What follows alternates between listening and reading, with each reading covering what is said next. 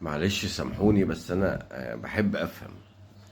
هو انا نفسي اعرف حاجة، هي حماس استفادت ايه؟ يعني مقاومة حماس استفادت ايه لما ضربت غلاف غزة وخدت شوية أسرى عندها ودمرت غزة بالكامل وضيعت اكتر من 40 الف شهيد، ودلوقتي بتتفاوض ان هي تديهم اسراهم وتاخد اسراها. هما كان عندهم مثلا 2000 اسير، دلوقتي بقى عندهم 40 الف اسير. ده اسرائيل. انت بتتفاوض تديهم الكام الف اللي عندك وتاخد من عندهم كام الف. هما بقى أثروا قد إيه؟ وغزة اتدمرت بالكامل، عايزة 20 سنة عشان تقوم على حيلها.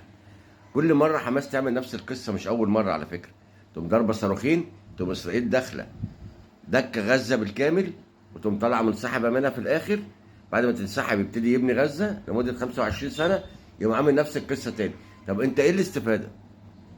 أنت انتصرت عليهم؟ أنت أخرجتهم من أرضك؟ أنت دمرت أهلك؟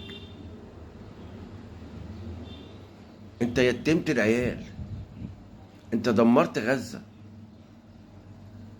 واللي حواليها؟